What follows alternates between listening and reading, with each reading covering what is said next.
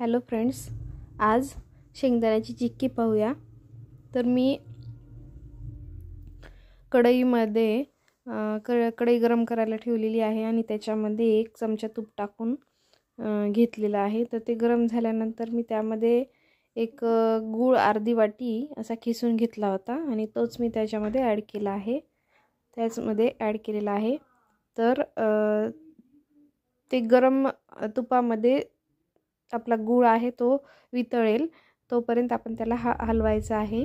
आणि नंतर त्याचमध्ये मी एक अर्धी वाटी शेंगदाण्याचा कूट बारीक करून घेतला होता मिक्सरमध्ये, तोच त्याच्यामध्ये मी ॲड केलेला आहे आणि याला मिक्स होऊस तर पूर्ण त्याच्यामध्ये हलवायचा आहे।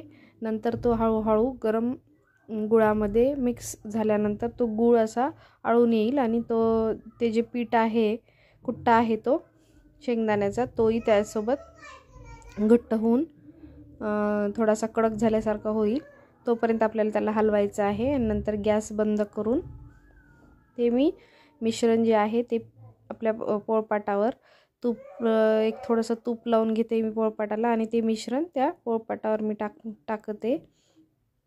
ते पाय मी असं सगळं त्या पोळपाटावरती टाकून घेतलेलं आहे आणि हे थोडंसं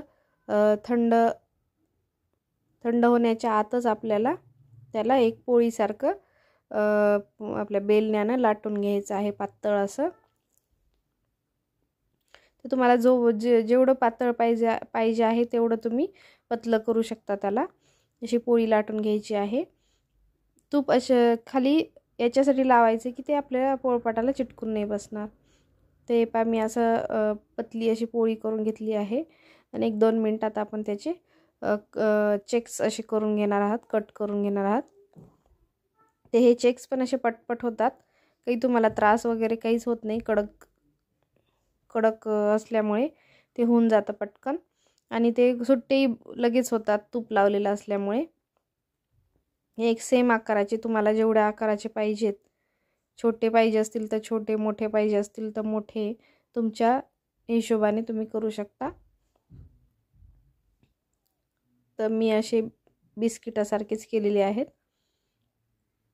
असे कट केल्यानंतर मी त्याला लगेच निघतात, ते सेपरेट होतात, तुम्हाला काहीच त्रास होणार नाही। तर ते मी आता हे असे प्लेटमध्ये व्यवस्थित कट करून घेतलेले आहेत।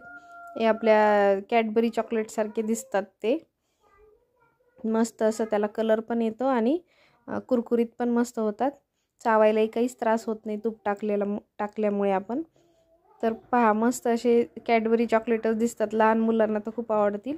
तुम्ही करून पहा आणि शेअर करा, सबस्क्राईब करा।